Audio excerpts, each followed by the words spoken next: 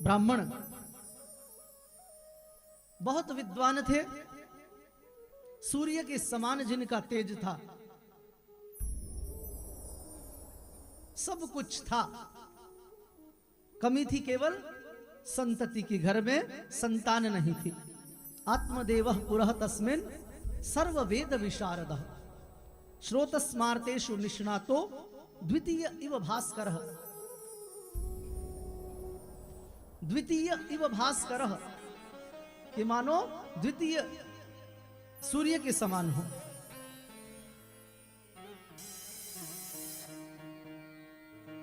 ब्राह्मण देवता भगवान की कृपा से जिनके पास सब कुछ था लेकिन संतान नहीं थी, इस भाव से बड़े ही दुखी रहते थे। संयोग से जितने ब्राह्मण देवता सरल थे, विद्वान थे, पत्नी उनके उतनी ही विपरीत थी। लोकवार्ता रता नित्या, लोकवार्ता रता क्रूरा, प्रायशो बहुजल्पिका। बहुजल्पिका बहुत बोलने वाली, लोकवार्ता रता जो सदा संसार की बातों में लगी रहती, जिसका जीवन केवल सांसारिक बातों में, झगड़ों में ही था, बिल्कुल ब्राह्मण देवता के विपरीत।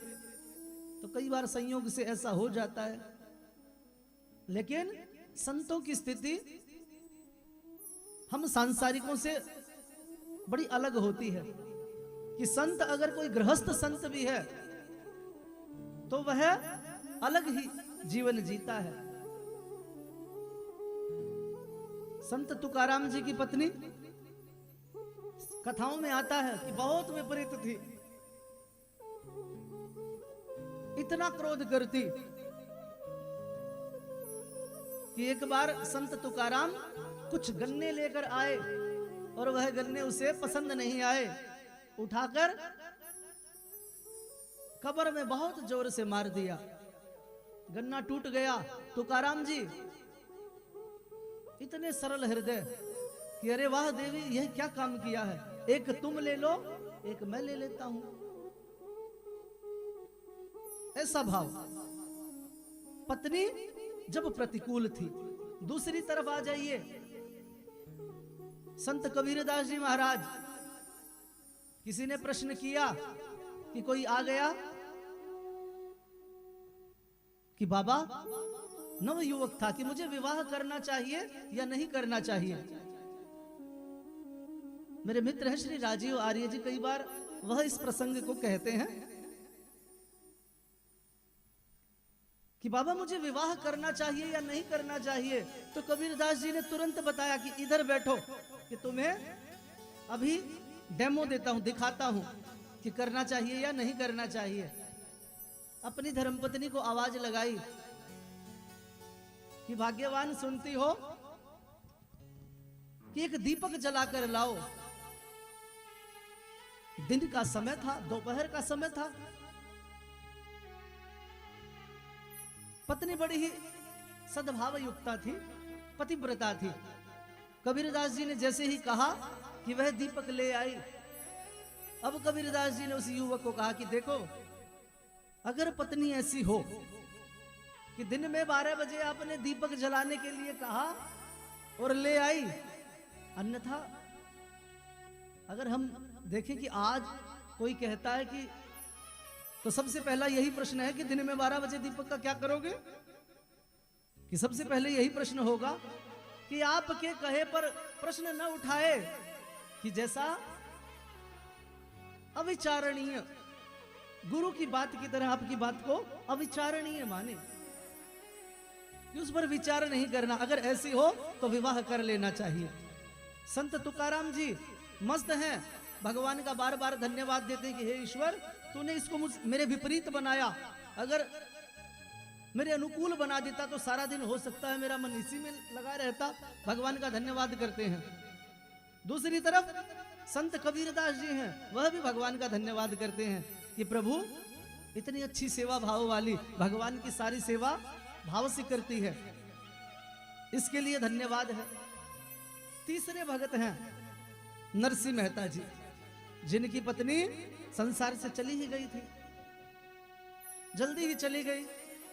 वह भी भगवान का धन्यवाद करते हैं कि बीमार थी, रुग्ण थी, चली गई, कि अगर रहती तो भगवान से ध्यान हटकर मेरा इसमें लगा रहता। तो संत का भाव ऐसा ही,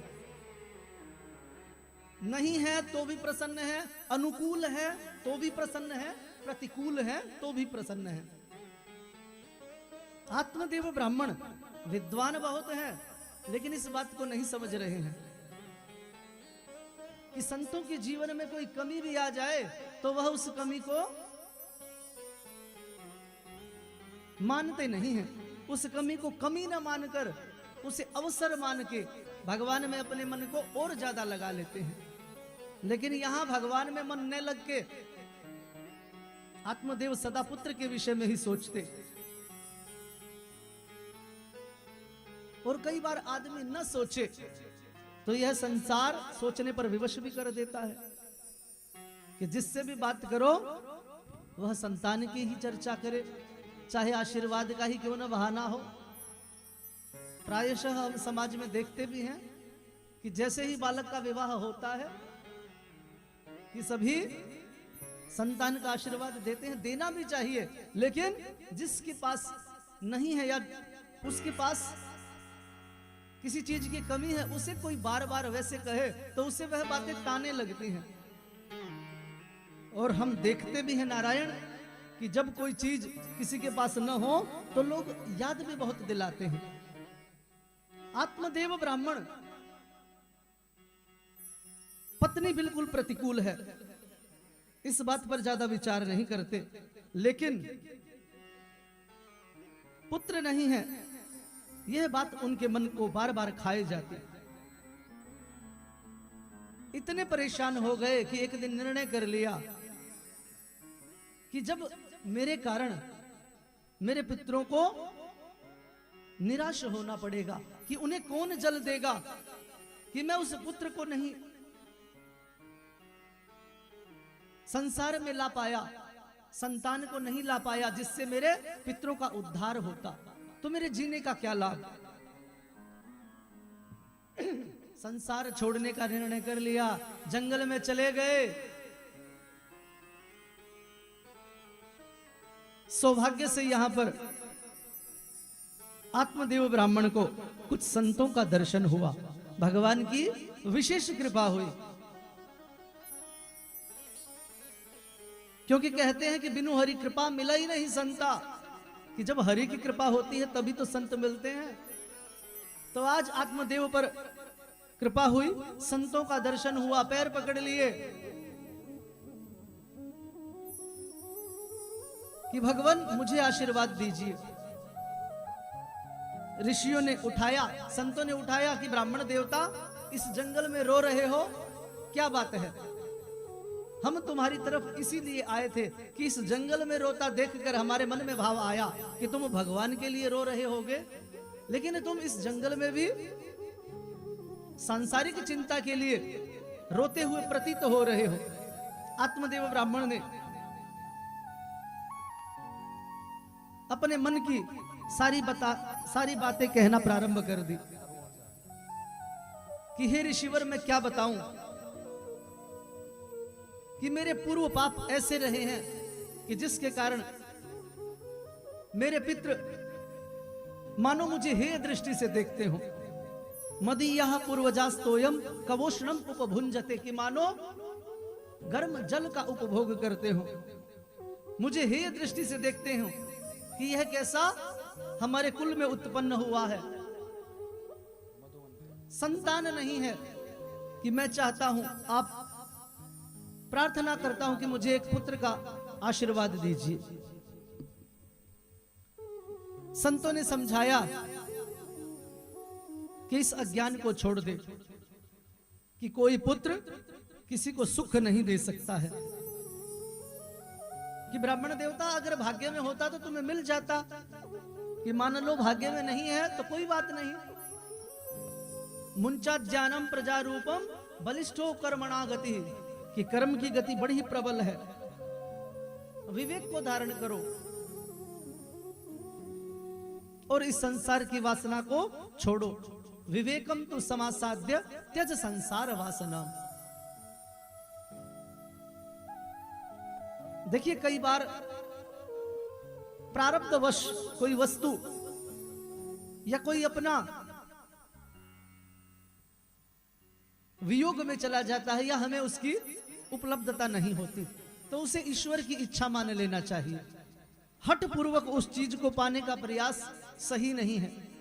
संत समझा रहे हैं कि हे ब्राह्मण देवता, तो इस जन्म में पुत्र चाहता है कि हम तेरे माथे पर तेरा प्रारब्ध पड़ रहे हैं, सप्त जन्मावधि तब पुत्रो नैवच नैवच। तो इस जन्म की बात करता है, 7 जन्म तक कोई पुत्र नहीं है। लेकिन आत्मदेव ने रोना प्रारंभ कर दिया कि मैं आपके चरणों में प्राणों का त्याग कर दूंगा अगर आपने मुझे पुत्र का आशीर्वाद नहीं दिया। अब हट को देखा तो ऋषियों को दया आ गई। संतों ने तस्याग्रहम समालोक्य फलम एकम सदत्तवान, एक फल को दे दिया कि जाओ, और जाते जाते सावधान भी किया कि देख लेना तुम्हारी पत्नी से खा ले। ब्राह्मण देवता प्रसन्न घर में उस फल को लेकर गए हैं। आत्मदेव ब्राह्मण की पत्नी का नाम था धुंधली। जाते ही बुलाना शुरू किया। ब्राह्मणी बहुत जल्दी में आई कि कहा क्या बात है। कहा देखो देवी, आज मैं तुम्हारे लिए क्या लाया हूं, एक संत ने फल दिया है। अब धुंधली जो स्वभाव से क्रूर है, माथे में हाथ मारा कि न जाने, मैं सोची न जाने कितनी बड़ी भिक्षा लाए होंगे, एक फल को दिखा रहे हो। कि कहा देवी, यह कोई साधारण फल नहीं है, इससे हमें पुत्र की प्राप्ति होगी, कि लो इस फल को अभी खा लो। धुंधली ने वह फल ले लिया कि कहा ऐसे नहीं खाऊंगी। तो कहा कैसे खाओगी? कि स्नान करके पूजा करके भगवान को भोग लगाकर फिर खाऊंगी। ब्राह्मण देवता बड़े सरल थे, मान गए, क्योंकि माताओं को बड़े अच्छे से पता होता है कि आदमी को कैसे मनाना है। कि बड़ा अच्छा तरीका होता है कि उन हर चीज की चाबी होती है उनके पास कि यह आदमी ऐसे मानेगा। अगर तुरंत मना कर देती तो शायद विवाद बनता। तो उस समय मनाने करके कहा कि मैं इसे इस प्रकार से खाऊंगी। ब्राह्मण देवता चले गए, कहा ठीक है खा लेना। अब धुंधली के मन में अनेक शंकाएं चल रही हैं कि फल भक्षेण गर्भस्यात् गर्भेणोदर वर्धिता, कि अगर फल खा लिया पेट बढ़ जाएगा, कमजोर हो जाऊंगी। कि आज मोहल्ले में मेरा ऐसा प्रभाव है, कोई बोल नहीं सकता, कोई देख नहीं सकता मेरी तरफ, और मैं कमजोर हो गई तो ये सारी पड़ोसन मुझ पर भारी हो जाएंगे, कि यह तो ठीक नहीं होगा। फिर मन ही मन सोच रही हैं कि अगर चोरों का, डाकुओं का आक्रमण हो गया, भागना पड़ गया, तो कहीं पंडित जी तो अपना थैला उठाएं और भाग जाएं, मुझे छोड़कर भाग जाएं, तो मैं क्या करूंगी। एवं कुतर्क योगेन, अनेक कुतर्कों को मन में सोचा। सारा गलत जितना सोच सकती थी वह उसने सोचा। अपनी बहन से सलाह की कि मुझे क्या करना चाहिए। तो जैसी धुंधली स्वयं थी वैसी उसकी बहन, उसने समझाया कि क्या फल खाने से किसी को पुत्र हुआ है? यह तो कहने की बात है, इन बाबा बैरागियों के चक्कर में मत पड़ो।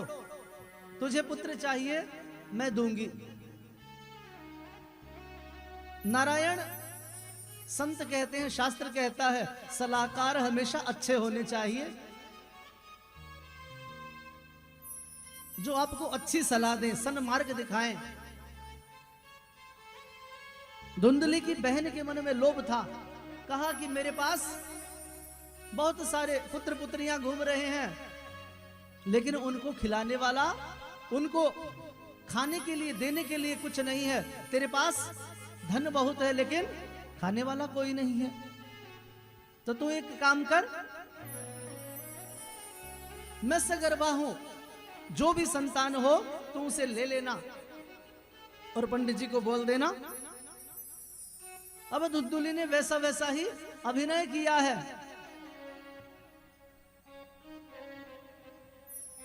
कि 9 महीने तक, 9 मास तक ऐसा ही अभिनय करती रही। और जब प्रसव का समय आया तो अपनी बहन के पास चली गई, वहां समाचार भिजवा दिया कि पुत्र हुआ है। आत्मदेव ब्राह्मण बड़े प्रसन्न हुए। वह फल बहन को कहने से गाय को खिला दिया और उस फल का प्रभाव कि गाय को भी बड़ा ही सुंदर पुत्र हुआ। सर्वांगम सुंदरम दिव्यम निर्मलम कनक प्रभम।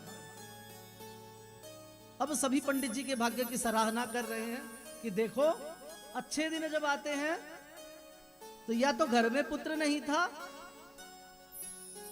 कि इस आत्मदेव के द्वारा बोया गया पौधा तक नहीं लगता था, कि आज इस आत्मदेव का भाग्य ऐसे जागा है कि गाय ने भी पुत्र को जन्म दिया है। अब दोनों पुत्र साथ साथ बड़े होने लगे। संतों के फल का प्रभाव। गोकर्ण पंडितो ज्ञानी, गोकर्ण जी महाराज क्योंकि गाय से उत्पन्न हुए थे, गाय गान जैसे थे और पूरा शरीर मानव का था, बड़े ही ज्ञानी पंडित हुए। धुंधुली जिसके पुत्र का नाम धुंधुकारी रखा गया, धुंधुकारी महाखलह, क्योंकि जैसी मां थी, जैसे पिता थे, वैसा ही वह धूर्त बालक।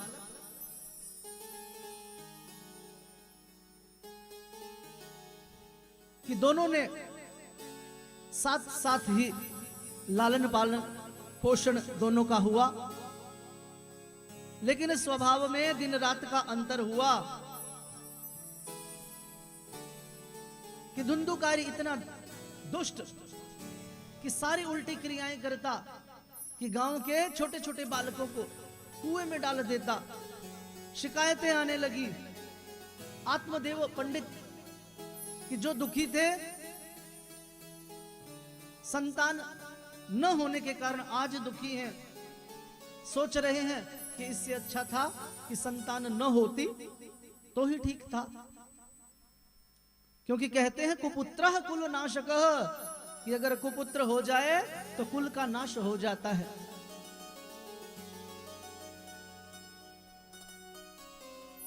एक अकेले दुर्योधन ने सारी महाभारत करा दी। दुर्योधन का जब जन्म हुआ उसी समय ज्योतिषों ने भविष्यवाणी की थी कि यह पूरे कुल को रुलाने वाला है। विदुर जी ने समझाया था, लेकिन पुत्र मोह में कौन मारा तो नहीं जाता। अब पंडित जी सोच रहे हैं कहां जाऊं, क्या करूं, क्व गच्छामि क्व तिष्ठामि को मे दुखम व्यपोहयेत्, कौन मेरे दुख को हरेगा। मन ही मन सोच रहे थे। तो यहां पर गोकर्ण जी महाराज जो इनके पुत्र हैं समझाया कि पिताजी चौथापन आ गया है, अब आप इस शरीर की अहमता को और परिवार में ममता को छोड़ दीजिए। 2 श्लोकों में बड़ा ही सुंदर उपदेश अपने पिता को दिया है, जिसे श्रीमद् भागवत में गोकर्ण गीता